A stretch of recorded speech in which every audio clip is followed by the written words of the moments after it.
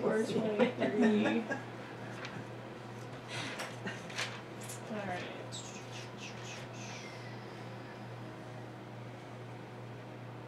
Alright, so for instance, subjected a child to aggravated circumstances includes abandonment. So if you have the abandonment, you can file for termination right away. Torture, chronic abuse, or sexual abuse or chronic severe neglect of a child. Committed, aided, abetted, attempted, conspired, or solicited, deliberate, or mitigated deliberate homicide of a child. Committed aggravated assault against a child. Committed neglect of a child that resulted in serious bodily injury or death. Or had parental rights to the child's sibling or other child of the parent involuntarily terminated, and the circumstances are relevant to their ability to parent the current child. So that's kind of what we call short-terming a case if we have a case that's pretty severe. I will tell you in that the torture case that we had with mom picking up the transient to babysit, even though she wasn't inflicting that on the child, she had created kind of severe, neglect, or chronic abuse, I would say, chronic neglect. So we really considered whether we were going to short-term that case or not. We gave her the benefit of the doubt and had a psychological evaluation done first to try to figure out, what the heck is going on with her. And she actually now I think she's reunited with one of her children. Is there any kind of, torture is an awful broad word, is there any kind of a definition of what? Let me see if they define it in the, I don't know if they have the torture definition in the. Yes, you do. They do not define torture under this section. Okay. So I'm not sure. Did you just say CSI? It's not real, people. You cannot get fingerprints off of an apple that's been sitting outside for a week. It doesn't happen. I'm not sure I have the right show. I can't remember. No. There's one that's. It's made my life miserable, that show, I like it, I enjoy it, but I'm just Criminal Minds is what I'm thinking of. Oh, yeah, Criminal Minds. Yeah, I'm scared to watch it. Yeah, there's a lot of torture going on in that one. Yeah, Kind of, sometimes. There is. Really? Sometimes. Yeah, some of them are scary. Like I the new love brand that new show. one last week. I like it too, but sometimes. I was trying to see if I watching it, can and I know find- people get ideas from it. Look at me. I gotta speed this up, but I'm seeing if I can find it quick. I don't have cable. No, I don't. There isn't even a definition in the general definitions under the criminal stuff either, so I would say that it's kind of whatever, common sense or whatever. Waterboarding. Yeah, waterboarding, that's torture. You're Well, welcome. it depends on who you ask. Now I we suppose. learn. That's right. That's what we've learned. All right, so abuse and neglect petitions, we talked a little bit about this. You have to state the nature of the abuse and neglect. So either it's physical, psychological, risk of, sexual abuse, whatever it is, you have to tell the court what it is. You have to tell the court what relief you're asking for. So on that last page, are you just asking for temporary investigative authority? Do you want temporary legal custody? Do you want termination? So you have to specify what that relief is. Provide information on the youth and the parent. So you have to give name, date of birth, address, kind of the statistical information needs to be on there. If you don't have an address, the CPS worker is supposed to make a diligent search to try to find that person. Often that's my assistant doing it, and then just why couldn't they find this person? I found them in 5 minutes. But I think she should be an investigator. She's pretty good about that kind of stuff. So. Must be served on the parent at least 5 days prior to the hearing. In ICWA cases, it's 10 days prior, which includes the tribe. So we have all these timelines. So within 5 days, we have the petition filed. You're going to see on this, I think the next slide or a slide coming up, within 20 days, you have your first hearing, which is called the order to show cause hearing. Prior to that hearing, you have to have served the parent within 5 days. So sometimes we'll have to continue out the order to show cause hearing because we couldn't find him. Because you have to do personal service. You can't just do certified mail. A sheriff, civil sheriff office has to go out there and personally serve them and sign it. If you can't find them, then we have what's called publication. So if it's on a dad and we had an address but we don't know what it is, we'll publish on them after they've done a due diligent kind of search and trying to find them. For ICWA, you give them 10 days notice and the tribe gets 10 days notice. So if you have a tribe, you're supposed to send all the paperwork also to that tribe. They have to be involved and get all notices of everything. If you don't have a tribe, then you send it, like you think there's a tribe, but you're not sure. Like sometimes we send it to like 5 different tribes and the BIA. So you're sending it. I mean, unfortunately, you have a petition for each child. So they're not all on one. So you have you get like a lot of paper, okay? And we're getting copies of this as your office is sending it out. We are killing trees left and right. Yes, we are. So we'll have like 5 petitions if you have an ICWA case, and you have like 3 tribes, and then you have the CASA. We send one to you guys. We send one to Bill. We send it to each parent's attorney. We send it to the youth. We have one for us. You know, when Michelle's gone and I'm counting and making these copies, I'm just like, oh, thank God she's here all the time, because this is a little much. You know, you got like 20 copies going and you're trying to get into the right people. So okay, I've got to ask another Sure. question. Somewhere here I may have a misunderstanding. No. Looking back to the other slide where you're filing a petition, and that includes emergency protective services. I had assumed that emergency protective services was the emergency order that, you know, if the CPS worker comes in and says, we're taking the kid now. Yeah. That, then all the rest of this occurs after that, so all this 5 and 10 days and all that. What's the status from, particularly in the case where you can't find, you say, a parent or, you know, a tribe or something? It seems like a lot of time could ensue between actually taking a child and getting this thing rolling.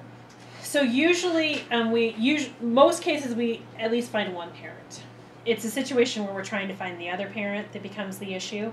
And if we can't find that parent, we still proceed on the one parent, and then we'll have a separate hearing for them if we have to publish. So we still move forward on the parent that we've served. So you could have separate hearings Correct. for the 2 parents. Correct, and we do have that, especially when we publish.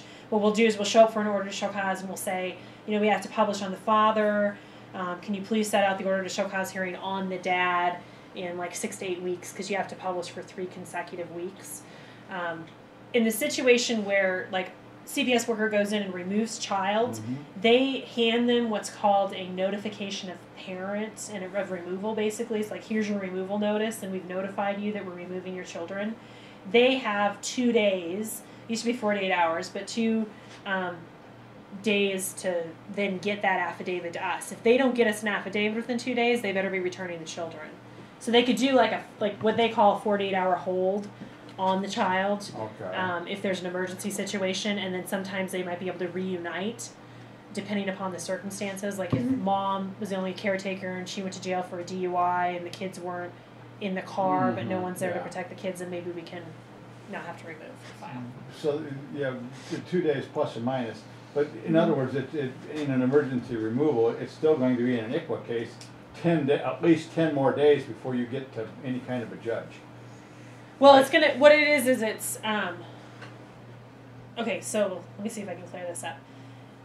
ICWA and non-ICWA, you have to file a petition within 5 days, so that's when the judge sees the petition in both cases. It's that the parent has to be served with the documents at least 10 days prior to the hearing. Okay. And the hearing's in 20 days. So like if you're going, I'm kind of going forward and backward here, because that's the way the statute goes. But if you start here, you remove, 2 days the affidavit has to be at our office. 3 days we have to file a petition, so that's a total of 5. Okay, so the 2 days is part of your 5. Yes, yeah. I don't get 5 days. No, I get 3. So, and then in 15 days, the 10 days ICWA parents have to be served, 15 days non-ICWA, and another 5 from that we have a hearing. So it's 20 total days for the hearing. Okay. And those are calendar days. They are not business days. Okay. It's only business days in the first 5. So, all right. Rights of parties. So this is what I was talking about earlier. This is now a change. If you look at your statute, it should be the 2009 version. What it said before is that a youth is entitled to an attorney. Okay? That has now changed. So a parent or guardian is entitled to an attorney. That's required. So each parent has a separate attorney. A youth involved in the proceeding, if there is not a GAL appointed, then it's required. If a GAL or a CASA is appointed, so down at the bottom, then the youth may have counsel when deemed appropriate. So we're going to have to see how this fleshes out in our jurisdiction because it's new. I don't know how it's going to work. And then if you guys feel like you need an attorney, which we haven't had yet, you too can have an attorney appointed through the court. So if for some reason you think, because you're not, most of you aren't, or is anyone here an attorney? Okay, so you're an attorney. So you could maybe file your own documents. But if you don't, if you're at the point where you think something needs to be done and a motion or a petition or something needs to be filed, then you might want an attorney to do that, right? And so you may look into. So is that going to come Having through the public defender's office? Yeah, I don't know where else it's gonna. I don't know which coffer it's gonna come out of. So you haven't done that yet, right? I can't think of it. I don't know if you've done it ever before. Yeah, when I was doing custody stuff, I had. You have had an attorney appointed before? Okay. Can we go over the difference between a GAL and a CASA? Well, it's the same thing. Okay, and here it says, Yeah. all right, the way this is written, it sounds like there's a distinction, but there is not. Well, They're one and the same. Is that Yeah, right? you're the same. It's Okay. just that the way I kind of stole the language from the statute. So the way that so a guardian ad litem, let me put it this way. In our jurisdiction, you are the same person. Okay. Guardian ad litem and a CASA. So it's a guardian ad litem or a court-appointed special advocate. And so you are the GAL in the case. Before there was some confusion because I think attorney for the youth used to be called a GAL. And so that switched. So now the CASA is the GAL. But I don't know. You know, the legislature writes statutes. Don't ask me why they do what they do. But the GAL and the CASA have the same goal, which is the best interest of the child. So your goal is still the same. The attorney for the youth isn't necessarily in the best interest of the child. It's what the youth wants. Right. So if the youth wants something Yeah. that maybe the CASA doesn't think is in the best Correct. interest, that's probably a time when the Attorney. CASA should say the kid should probably have an attorney appointed Yes. because, Yes. you know. Yeah, if there isn't one appointed, and like my hope is there will always be an attorney appointed for a child that's verbal and able to express their wishes. I really hope that they don't just get rid of them across the board. I think that that would be unfortunate.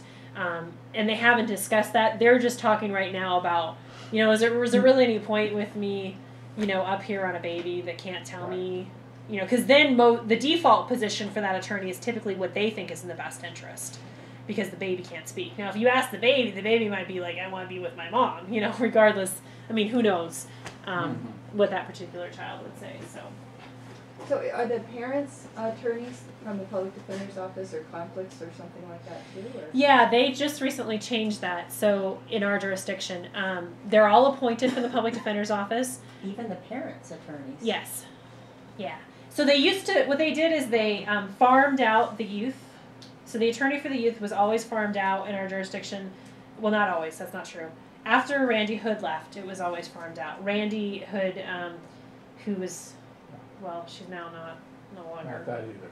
Ah, Okay, whatever. Go ahead. Wherever she is, she's somewhere in the public defender's office now. I think she's going to be in their major crimes unit, but she was the head of the public defender system. So she used to be the head of Lewis and Clark County, and she'd take all of the youth cases, so she'd be assigned to the youth. So they keep it all in-house, so you'd have an attorney for the youth in-house, you have all the parents would be in-house, which to me could really cause some conflict there, right? Yeah. You know, like that doesn't really jive with me, but since I've been doing it, Randy has been in a different position, and so they were farming out these cases to a person called Peter Bovington, and he worked at Montana Legal Services, and then he went on to a different job, and so now they're contracting them out. Just within the last year, would that be about right, Bill? I think the last year they've started to conflict out the parents. And every jurisdiction was doing it different. Missoula always conflicted out the parents. They'd keep one parent and then everyone else would be conflicted out. They've just now finally started doing that in our jurisdiction. So typically you'll only see one parent, one like current employee at the public defender's office assigned to one parent and the rest are conflicted out. Sometimes you might see two on there, and what they'll do is if they think it's a dad that's not going to show up, they'll just assign one of their, so there'll be like two because there's not really anyone to represent. so much if they're not going to participate. And or no hang out. conflict, because there's nobody to be. Yes, I right. They're not gonna show up. Yeah, right. So, which becomes really interesting hearings when they don't have anyone. They're usually short. All right, so CASA appointments. So you can find this under the section 41.3.112. And this is so it'll say CASA and guardian ad litem, which is interchangeable. So upon initiation of a proceeding under this title and chapter, the court must appoint a guardian ad litem for the child who is subject to the proceeding. Okay? So in every single case where we file a petition, a CASA will be appointed. We've sped up that process. That appointment used to come out from the attorney, from the youth, from the public defender's office, and it was just taking too long. So I just do that now. I just sign a motion and a brief, and then I think it's been working a lot better. Is that fair to say? I'll say. Okay. So when Peter left, Peter just gave me his motion and brief that he'd usually file. And I'm like, perfect. So then we just, Michelle just prints it out and I just sign. Half the time I don't know what I'm signing. Fortunately, I don't have any assets to sign away, so it doesn't really matter. She can take my law school debt, I guess. So your duties, which is really probably why you're here, right? The thing that you need to know more than anything else beyond all this legal mumbo jumbo. So to conduct investigations to ascertain the facts constituting the alleged abuse or neglect. So just because the CPS worker has done their investigation doesn't mean that you're just like, all right, well, we'll just agree with the CPS worker. I don't have to do anything. You actually, as part of your duty, have the obligation to do your own investigation. So Bill I was told just going us to we say. didn't do that. Yeah, that was what I, Is that what you heard too? yeah. Did you say- That's what I said. did you say not to do it? To reinvestigate the abuse itself. Okay. So I need to clarify what Yeah, I'm I talking guess. about. Okay. Yeah. So, how do I say this? You have that obligation to meet with the parents and talk to them about what's going on and what has happened. To meet with the child if the child is talking, to talk to CPS workers. You can talk to teachers and people that are involved. And it's probably a fine distinction what we're talking about. And maybe Bill can address it better, as specifically what you mean, so that I don't overstep my bounds here. Well, I don't see our job is to go out as though we receive this referral and investigate it as a CPS worker. Correct. That we start from the day we get the case and try to figure out from that point what we're dealing with. No, I agree with you completely. So, although the line may seem, yes, blurry, had a few too many mirrors and you're driving, bad idea. What I would say, so when you start, you don't, let me back up the train here. Sometimes investigations happen fast. Sometimes they happen long, right? And there's lots of information that have happened. Sometimes it's pretty quick and we're just removing and running with it, depending upon the situation.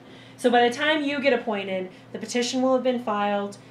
You should be appointed, at this point you're being appointed, I think, prior to the first hearing happening, which wasn't always happening before. But once you get involved in the case, you then have an obligation to meet with those parents and do investigation, as in you're not necessarily going back and doing what the CPS worker did, but you're talking to parents, you're talking to teachers, you're seeing what information other people have about what's going to be best for this child in their best interest. An investigation to make that determination. Correct. What's in their best interest. Correct. We've had the situation where,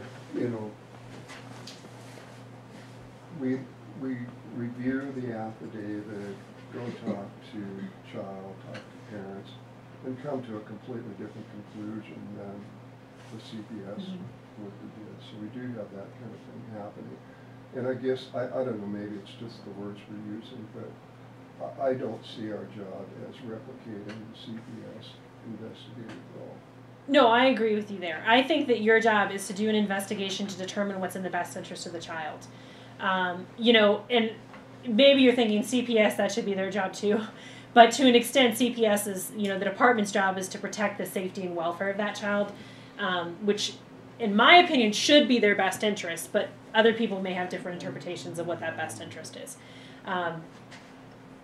So you're not hitting the ground running and going back through and, watching forensic interviews that have happened or being, making those decisions as a team unit, but you are conducting your investigation to determine what's in the best interest from the point that you're assigned forward.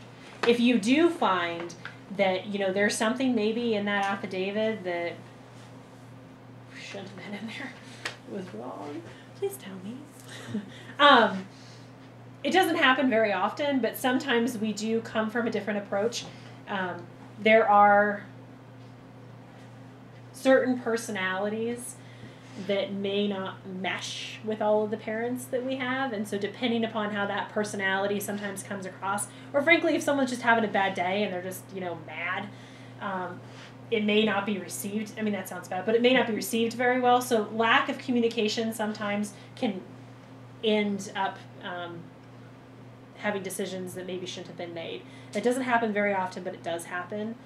I'm pretty receptive, I think, and maybe Bill can disagree with this, but if there's something that you see, like I said, I don't want to be on the wrong side of Bill.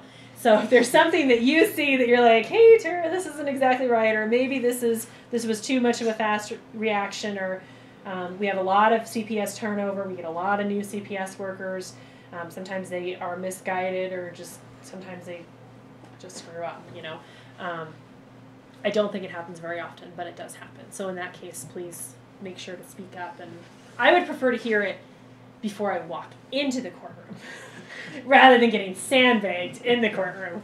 Because if my goal is like, I want all the information I can possibly have so that we can make a good decision, not, well, I'm only hearing this side and then, I didn't even know about that side and now I'm looking like a complete jerk up here, I think the whole point is for us to hopefully be able to work in the best interest of the child together, even though I'm not your attorney. But so if the CPS comes to a determination yes. that the child should be taken out of the home, Yeah.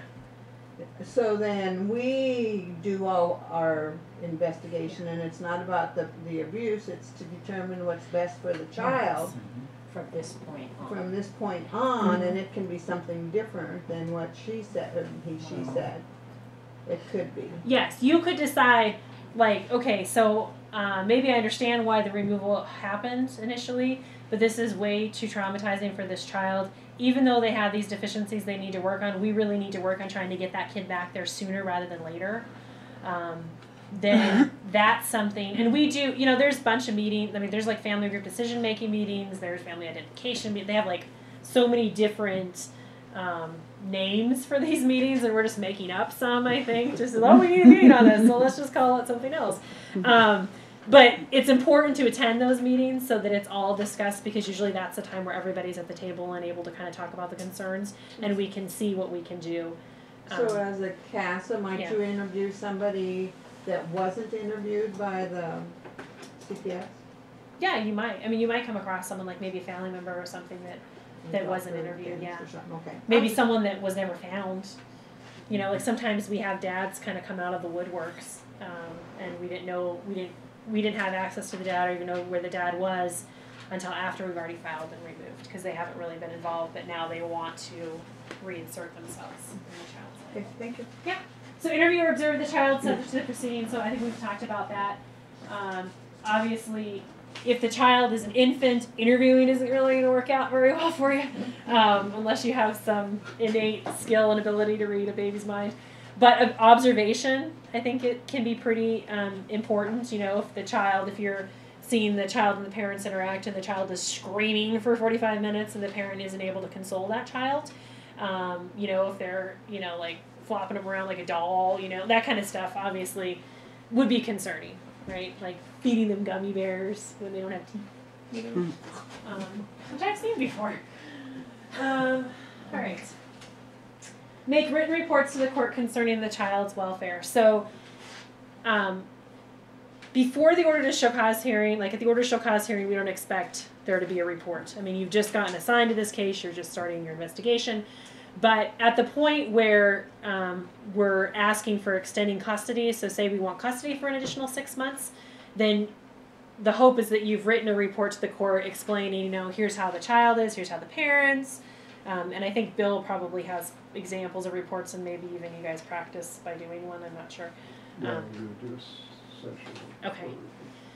So that will then notify the court, because I really view you kind of as the eyes and the ears of the court. The court isn't able to see what's going on. They're just hearing what's happening according to the parties and the attorneys.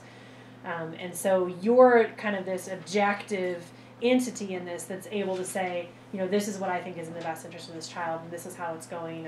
If you don't think things are moving fast enough at the department, which is kind of a common theme,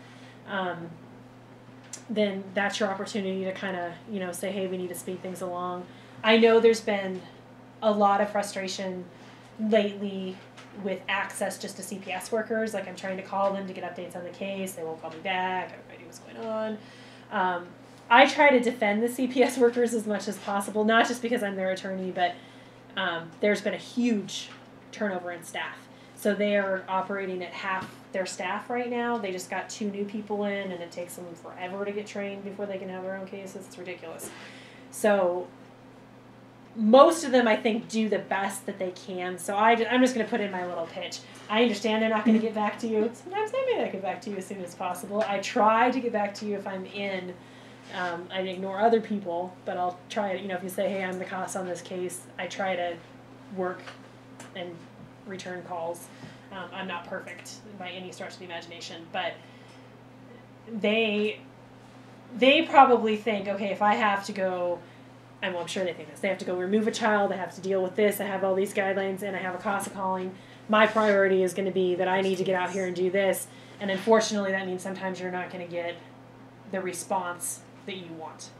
But you're really good. I mean, if you're going to be calling the CASA as a witness about prepping Yeah. the CASA, that always happens. Now, sometimes I just turn around in court and I say, are you okay with testifying? How do you feel about that? Great, I'm going to throw you up there. Not literally throw you, I won't lay my hands on you. But if it's like if it's a termination hearing, it's something that we have like lots of witnesses and there's lots of prep. I try to do my best of, all right, let's talk about this. And I think termination hearings is when I probably spend the most time with the CASA of, all right, so I'm going to tell you, here's my questions. You know, what is your view? And if you're on the same page as me, I'll go through a bunch of prep. If you're against me, then I want to know why you're against the termination, which I don't think has happened yet in the terminations that I've done. Usually, I mean, we're not terminating left and right on people. Like, I like to return kids to their homes, you know. That's kind of the whole goal in the majority of the cases. So, all right. Okay, so yeah. Appear and participate in all proceedings. So if for some reason you have a conflict, Bill's usually really good about being there. Most of these hearings are set well enough in advance. I'm not saying to like miss your anniversary or do what I do and cancel your vacation because the judge doesn't care about your schedule and then you start to go crazy. But you know, if you can be there and you're in town, try to make it a priority to show up for the hearings. And at that time, it's a great opportunity, I think, even if the hearing's only 5 minutes, to be able to connect. Because then you're not just calling the CPS worker if you want something, they're usually there. And they can't run from you when you have questions, right? They usually have to stand there and like answer them. So sometimes it's a good time to be able to check in on cases and try to see what the approach is or where it's going. And because sometimes I might just need to call you as a witness. Sometimes we really don't make a connection with the parents until the show comes. Yeah, that's true. Too. So it's a good place to be because everybody's going to be there. Yeah, if you can be, I would definitely be at the show cause if you can be there and try to be at the hearings as many as you can. But it might sometimes, like Bill said, be the first time you meet people. And you always keep us informed as to what those times and dates are. Well, my assistant, that's her job. I usually don't know where I'm supposed to be. So, But your office does. yeah, well, maybe. And then her assistant sends it to me, and yeah. then I send out a reminder to you guys, usually right at the beginning of the month. All right, I'd like to review timeline now. Show cause is 20 days after. Am I there? Hold on. Tell me this is my next slide. Perfect. Order show cause, 20 days from filing the petition. And CASA appointment is 5 days after? Well, there's no deadline for that. Oh. But Yeah, we appoint you as now we're getting you appointed prior to the order to show cause hearing. Okay. So once we get that order from the judge back that the judge has found that there's probable cause or clear and convincing evidence, whatever our standard is to remove and grant the petition, we then turn around and try to get a motion and a brief filed within the next couple days, and then that appointment happens, and then Bill assigns it, or let us know actually before we file that paperwork who's going to be appointed. Yeah, Is that right? I get the notice about the filing. Michelle just emails me that Okay. we've had a filing, so I pick up material and try to get somebody lined up and just notify Michelle so that you've got a name. But the filing is at 5 days. I have to file my petition within 5 days of removal. Yeah, Yeah, that's what I'm just trying to get a handle on the Yeah. timeline. so we get notice. So right up. you find out about it on or around 5 days, Yeah, after. shortly after. and as soon as you can do it after that, then you start figuring out who you're gonna send. And when Okay. you're figuring out who you're gonna send, you are talking to us to make sure that's Absolutely. doable, Yeah. right? No, you guys don't have lives anymore. So when is the first time the court that does the judge evaluate the petition right away for probable cause or clear and convincing evidence? Yeah, it's an ex parte affidavit, and so this is the big change in the law. Pre-October 1, which is what the statutes say for you, the judge reviewed the petition and the affidavit for the probable cause standard for temporary investigative authority, basically, and emergency protective services. Or maybe I should say just emergency protective services to not get too confusing. We'll just say emergency protective services. So under a probable cause standard or clear and convincing, depending upon whether it was ICWA or non-ICWA. Okay. Yeah. They then sign that order and set the show cause hearing for 20 days. We then go before the court, and unless the parent has stipulated, like agreed to whatever we're asking, temporary legal custody, then we have a contested order to show cause hearing. Okay? Now, October 1 has happened.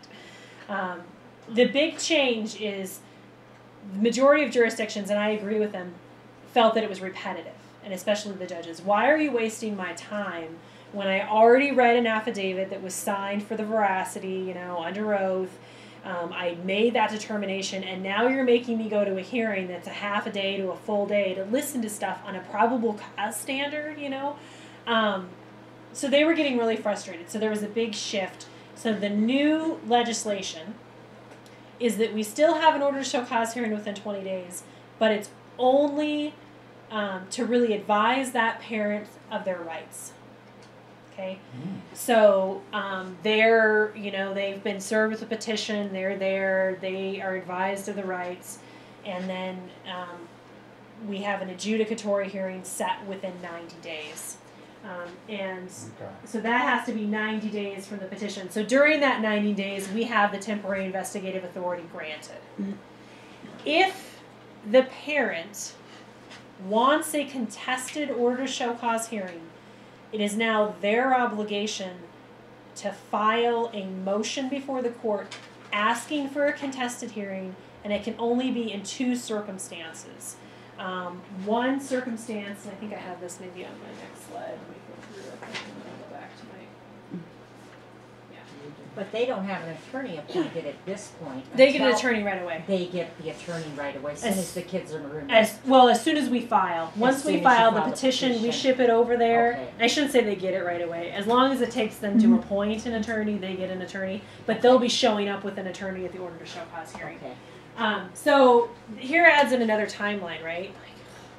I'm amazed I can keep these straight. But so they have to be served 5 days prior to the hearing, or 10 days if it's ICWA or non-ICWA. Now, 10 days from the date that they are served, they have to file a motion saying they want a contested hearing. Okay? So what that means in practicality is we're going to have our order to show cause hearing within 20 days where they're advised of their rights. If they've decided they want a contested show cause hearing, that's probably going to occur later. It's not going to happen at that initial time. And they can only ask for a contested show cause hearing in 2 circumstances. One, if there's a material fact in the affidavit that's in dispute, that they disagree with something, they have evidence to show that maybe that's not what the CPS worker said, or if the CPS worker is flat out lying. So the veracity of it, that they're lying and they can prove that. This is going to be a huge shift for us because right now the attorneys don't do anything on the other side. Go ahead, did I say that out loud? I do all the work and they just show up. And I have all the witnesses and I'm like, really? Now they're stipulating 5 minutes before and I have a therapist and a doctor and someone else waiting outside? Which we recently, I won't get into all this because I don't have a lot of time. We've changed that system to make it better for me. The time thing, Greg Daly was supposed to be on, but he's out of town, so he's not gonna be here tonight.